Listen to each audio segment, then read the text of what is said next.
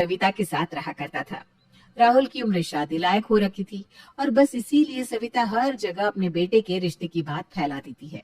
लेकिन बेचारा राहुल अपनी माँ की पसंद से शादी नहीं करना चाहता था, क्योंकि इसकी जिंदगी में तो कोई और ही थी। ऐसे ही एक दिन राहुल अपनी माँ के पास आता है और उनसे बात करता है। माँ, मैं क्या कह रहा था कि अभी आप रिश्ते वगैरह क्यों देख रही हैं? कर लेंगे कुछ सालों में शादी। शादी तो है, मैं कहीं भागा थोड़ी ना जा रहा हूँ। राहुल तो भागा नहीं जा रहा, लेकिन तेरी उम्र तो भाग रही है ना। देख बेटा, शादी ब्याह समय से हो जाए तो ही अच्छा होता है, नहीं तो एक बार उम्र निकल गई ना तो शादी होना भी मुश्किल हो जाता है। नहीं माँ, ऐसी बात नहीं है। वैसे मैं आपसे कुछ कहना चाहता था। हाँ बता, क्या हुआ? वो माँ, मैं अगर ये कहूँ कि मैं लव मैरिज करना चाहता हूँ तो? क्या? Love marriage? अरे तेरा दिमाग खराब हो गया है क्या? तू नहीं जानता लव मैरिज कितनी खराब होती है? लव मैरिज में अक्सर उनकी शादी टूट ही जाती है। माँ, ऐसी कोई बात नहीं है। रिश्ता तो दो लोगों के ऊपर डिपेंड करता है। अगर शादी चलनी होगी तो लव मैरिज वाली भी चल जाएगी, और अगर शादी टूटनी होगी तो अरेंज मैरिज वाली भी टूट जाएगी। एक बार आप स्नेहा को देख तो लीजिए। राहुल की बात सुनकर सविता कुछ नहीं बोल पाती। वो वहां से चुपचाप चली जाती है। समय गुजरता है और गुजरते समय के साथ सविता राहुल से धीरे धीरे बातचीत बंद कर देती है। ये देखकर राहुल उदास हो जाता है और एक दिन वो स्नेहा से कॉल पर बात करता है। स्नेहा, हमें अपना रिश्ता यहीं खत्म करना होगा। राहुल, तुम ये कैसी बात कर रहे हो? हमारा रिश्ता कोई गुड्डी गुडिया का खेल नहीं है जो तुम हमारे रिश्ते को खत्म करने की बात कर रहे हो। मुझे माफ कर दो स्नेहा, मैं मजबूर हूँ। मैं अपनी माँ की नाराजगी नहीं देख सकता। जिन्होंने मुझे बचपन से पाल पोस कर इतना बड़ा किया है, मैं उन्हें तकलीफ नहीं दे सकता। माँ के पास मेरे अलावा कोई नहीं है। राहुल प्लीज एक बार माँ से बात करके तो देखो। हमारी इतने समय का रिलेशन तुम यूं इस तरह तोड़ दोगे? I am sorry Sneha, bye. इतना बोलकर राहुल फोन काट कर देता है और अपने ही कमरे में रोने लगता है। लेकिन दूर खड़ी सविता ये सब देख रही थी। अपनी बेटी को एक लड़की के लिए ऐसे रोता देख सविता का दिल पिघल जाता है और वो अपने बेटे के पास आती है। राहुल, तू रो रहा है? नहीं तो किसने बोला? मैं नहीं रो रहा माँ। माँ हूं तेरी, और कोई भी बच्चा अपनी माँ से झूठ नहीं बोल सकता। और ये मत समझना कि मुझे कुछ पता नहीं है। मैं तेरी सारी बात सुन चुकी हूँ। कल स्नेहा को घर ले आना। यही नाम है ना उसका? इंतजार करूंगी उसका। अपनी माँ के मुंह से स्नेहा की बात सुनकर राहुल के चेहरे पर एक प्यारी सी मुस्कान आ जाती है और उसके चेहरे पर मुस्कान देख उसकी माँ उसके गालों पर हाथ रखती है और मुस्कुराते हुए कहती है, जब मेरा बेटा मेरे लिए अपने प्यार को छोड़ सकता है, अपनी खुशी छोड़ सकता है, तो मैं अपने बेटे के लिए अपनी जिद क्यों नहीं छोड़ सकती? थैंक यू माँ, थैंक यू सो मच। अब राहुल बिना कोई देरी किए अगले ही दिन स्नेहा को अपने घर ले आता है अपनी माँ से मिलवाने के लिए। स्नेहा का नेचर और उसका प्यार भरा स्नेह देखकर सविता को स्नेहा बहुत अच्छी लगती है और वो शादी के लिए मान जाती है। देखते ही देखते बहुत जल्द स्नेहा और राहुल की शादी हो जाती है। शादी के बाद स्नेहा अपने घर की जिम्मेदारी तो संभाल लेती है, लेकिन अगर वो किसी चीज में रह जाती है तो वो था खाना बनाना। जी हाँ, स्नेहा को खाना बनाना नहीं आता था।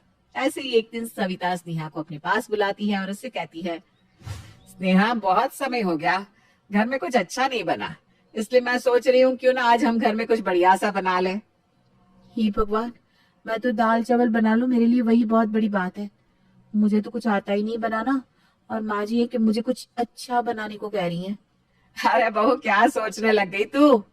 नहीं नहीं माँ जी, मैं कुछ नहीं सोच रही हूँ, बताइए ना क्या बनाना है। एक काम कर, आज ना पनीर पुलाव और मीठे में खीर बना ले। हे भगवान, इतना सारा खाना कैसे बनाऊंगी? क्या बहू, कुछ कहा क्या तूने? नहीं माँ जी, मैंने कुछ नहीं कहा। मैं ये बोल रही थी कि हाँ हाँ ठीक है, आज यही बना लेते हैं, आइडिया बुरा नहीं है। बहुत दिन हो गए हैं ऐसा खाना खाए हुए। इतना बोलकर स्नेहा मुंह बनाते हुए अपने कमरे में चली जाती है और परेशान होकर बैठ जाती है। कुछ देर बाद जब राहुल अपनी बीवी स्नेहा के पास आता है तो उसका उतरा हुआ चेहरा देखकर उससे पूछता है, क्या हुआ स्नेहा, आज इतनी उदास क्यों? उदास होने का रीजन ही ऐसा है, अब उदास ना हो तो और क्या करूं? अरे लेकिन हुआ क्या, कुछ तो बताओ। आज माँ जी ने मुझे पुलाव पनीर और मीठे में खीर बनाने को कहा है। पर तुम जानते हो ना, मुझे कुछ बनाना नहीं आता।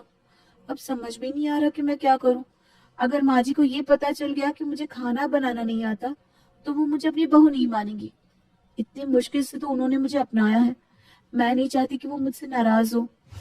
स्नेहा की परेशानी देख राहुल भी अब परेशान हो जाता है। उसको भी कुछ समझ में नहीं आ रहा था कि अब उन्हें क्या करना चाहिए, लेकिन तभी वो स्नेहा के गालों पर हाथ रखकर कहता है, स्नेहा, तुम चिंता मत करो, मैं हूं ना, मैं तुम्हारी मदद करूंगा, मैं तुम्हें खाना बनाना सिखाऊंगा। राहुल की बात सुनकर स्नेहा के चेहरे पर मुस्कान आ जाती है और इस तरह वो दोनों चले जाते हैं किचन में। किचन में जाने के बाद राहुल और स्नेहा मिलकर खाना बना रहे थे, लेकिन स्नेहा बार बार कोई ना कोई गलती करती थी। ये देखकर राहुल उसे दूर रहने के लिए कहता है और वो अकेले ही खाना बना लेता है। कुछ देर बाद जब सभी खाना खाते हैं तो सविता अपने बहू के खाने की तारीफ करती है। वाह बहू, सच में तूने खाना तो बहुत अच्छा बनाया है। मन कर रहा है कि सारा खाना अकेले ही खा जाऊं, लेकिन इतना बड़ा पेट नहीं है ना मेरा। अपनी सास की तारीफ सुनकर स्नेहा खुश तो हो जाती है, लेकिन सिर्फ अपनी सास को दिखाने के लिए। खाना खाने के बाद जब स्नेहा अपने पति के साथ अपने कमरे में जाती है तो वो उदासी भरे स्वर से कहती है, राहुल, थैंक यू, आज तुमने मुझे बचा लिया। लेकिन कब तक? आखिर कब तक तुम मुझे यूं बचाते रहोगे? एक ना एक दिन तो माँ जी को सब पता चल ही जाएगा। नहीं स्नेहा, ऐसा कभी नहीं होगा। मैं माँ को कभी पता चलने ही नहीं दूंगा कि घर में खाना तुम नहीं बल्कि मैं बनाता हूँ। राहुल की बात सुनकर स्नेहा उसके गले लग जाती है। अब इसी तरह समय गुजरता है और गुजरते समय के साथ राहुल अब अपने ऑफिस का भी काम करता और घर का खाना भी बनाता। लेकिन राहुल बहुत ज्यादा थक जाता था। उसकी हिम्मत ही नहीं होती थी कि वो अपनी माँ से कुछ पल बैठकर बात कर सके। लेकिन वो इतना बिजी कहाँ रह रहा था, बस यही जानने के लिए सविता अपने बेटे के कमरे में आती है, जहाँ वो अपने बेटे और बहू को बात करते हुए सुनती है। राहुल, इस तरह तो तुम बीमार हो जाओगी। एक काम करो ना, तुम मुझे खाना बनाना सिखा दो, क्योंकि तुम पहले खाना बनाते हो, फिर ऑफिस जाते हो, वापस आकर खाना बनाते हो, और माँ के उठने से पहले खाना बनाकर रख देते हो ताकि पता ना चले कि मैं नहीं बनाती। पर इन सब में कितना थक जाते हो। स्नेहा, मैं मानता हूँ कि मैं थक जाता हूँ, लेकिन तुम्हें खाना बनाना सिखाने के लिए टाइम की जरूरत है, जो मेरे पास नहीं है। जितनी देर में मैं तुम्हें सिखाऊंगा उतनी देर में मैं खुद बनाकर ऑफिस चला जाऊंगा। देखो, जिस दिन मेरी छुट्टी रहेगी और माँ घर में नहीं रहेगी ना, उस दिन मैं तुम्हें खाना बनाना सिखाऊंगा। क्योंकि अगर माँ को ये बात पता चल गई कि तुम्हें खाना बनाना नहीं आता तो हम दोनों साथ में नहीं रह पाएंगे। राहुल की ऐसी बात सुनकर सविता को बहुत दुख होता है और दुखी होकर राहुल की बात काटते हुए कहती है, राहुल, तुझे ऐसा लगता है कि अगर मुझे सच पता चला तो मैं तुम दोनों के रिश्ते को तोड़ दूंगी, मैं बहू को इस घर से निकाल दूंगी? अरे बेवकूफ, अगर मैं ऐसी ही होती तो मैं कभी तेरी शादी इससे करवाती ही नहीं। अपनी माँ की बात सुनकर राहुल और स्नेहा दोनों ही हैरान हो जाते हैं। आप यहाँ कब आई? आपने हमारी बात सुन ली? हाँ, मैंने तुम दोनों की बात सुन ली। शायद मेरी ही गलती है जो मैं तुम्हें समझ नहीं सकी। मैंने खुद को इतना स्ट्रिक्ट दिखाया कि तुम लोग मुझे अपनी माँ के अलावा अपना दोस्त समझ ही नहीं पाए। अरे क्या हुआ अगर बहू को खाना बनाना नहीं आता तो मुझे एक बार बोल कर तो देखते, मैं बहू को खाना बनाना सिखा देती। लेकिन तुम लोगों ने मुझे कभी अपनी कोई परेशानी शेयर ही नहीं की। माँ जी, माफ कर दीजिए, हमें लगा कि आप। कोई बात नहीं, आज जिस जगह तू है ना, उस जगह मैं भी पिछले 25 साल पहले थी। मतलब? मतलब ये कि जैसे तुझे खाना बनाना नहीं आता और तू राहुल से बनवाती है, ठीक मैं भी तेरे स्वर्गवासी ससुर से खाना बनवाती थी, क्योंकि मुझे भी खाना बनाना नहीं आता था। लेकिन समय के साथ उन्होंने मुझे सिखा दिया। सविता की बात सुनकर अब सभी हंसने लगते हैं। ये तो पता चल गया था कि सविता भले ही दिखने में खड़ूस थी, लेकिन दिल की बहुत अच्छी थी। और इस तरह अब सविता अपनी बहू को खाना बनाना सिखा देती है। गौरी और राघव दोनों भी पति पत्नी होते हैं और उन्हें एक बेटा और एक बेटी होते हैं। बेटी का नाम तोशु, बेटी का नाम प्राची। एक दिन राघव अपना टिफिन घर पर ही भूल जाता है, इसलिए गौरी खुद तपती धूप में चल चल कर ऑफिस जाती है। लो कल्लू बात, आज राघव की फेवरेट पनीर की सब्जी बनाई है खाने में, और राघव अपना टिफिन घर पर ही भूल गया। अभी पनीर सुनकर एकदम खुश हो जाएगा और मुझे देखकर भी। खुशी से शर्माती हुई गौरी राघव के कैबिन के बाहर तक पहुंचती है और तभी वो कैबिन के बाहर से कुछ ऐसा देखती है जिससे उसकी दुनिया उजड़ जाती है। राघव और उसकी ऑफिस फ्रेंड नयरा दोनों भी एक दूसरे के गले लगकर प्यार भरी बातें कर रहे थे। चुप बैठो तुम, मुझे पता है तुम मुझसे प्यार नहीं करते। तुम्हारी बीवी है, बेटा बेटी है, फैमिली है। मैं तो तुम्हारी प्रायोरिटीज की लिस्ट में एकदम आखिर में हूँ। आखिरकार एक बार वाली जो ठहरी। अरे नहीं नायरा, जैसा तुम सोच रही हो वैसा कुछ भी नहीं है। सच कहूं तो मैं गौरी से बिल्कुल प्यार नहीं करता। वो तो मेरे लिए एक तरह से बोझ बन चुकी है। बस झेल रहा हूं उसे, जस्ट बिकॉज वो मेरे बच्चों की माँ है। आई लव यू नायरा, तुम हो तो जिंदगी है। Baby, love you too. Gauri अपने मुंह पर पल्लू रखकर फूट फूट कर रोने लगती है और उसकी आवाज सुनकर नायरा और राघव उसे देखते हैं और वो दोनों पूरी तरह चौंक जाते हैं, मानो उन्हें 440 वोल्ट का झटका लगा हो। गौरी, ओह गॉड, ये यहाँ कैसे?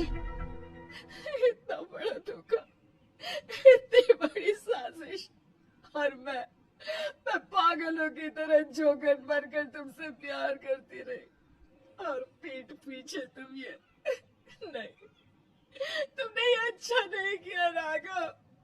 अच्छा सिला दिया तुमने मेरे प्यार का। मैंने अपने पूरे सपने में भी नहीं सोचा था कि तुम मेरे साथ ऐसा करोगे। लेकिन गौरी, गौरी रुको, मेरी बात तो सुनो। तुम जैसा समझ रही हो वैसा कुछ भी नहीं है। ये सच नहीं है। क्या सच नहीं है और क्या झूठ है? सब मैंने अपनी आंखों से देख लिया है और कानों से सुन भी लिया है। अब बस तुम्हारा और मेरा रिश्ता यही तक था। गौरी गुस्से से वहां से चली जाती है और अब वो दोनों में लड़ाई होकर दोनों अलग अलग होने का फैसला लेते हैं। मैं जा रही हूँ, मुझे तुम्हारे साथ नहीं रहना है राघव। तुमने जो कुछ भी किया मेरे साथ, उसके लिए मैं तुम्हें जिंदगी में कभी माफ नहीं करूंगी। अपने बच्चों को लेकर जा रही हूँ मैं। चलो तोशु बेटा, चलो प्राची बेटा। गौरी अपने दोनों बच्चों को लेकर जा रही होती है, तभी राघव मन में सोचता है, बेटी दे देकर भी क्या देगी, मुझे अपने बेटे को रोकना ही होगा।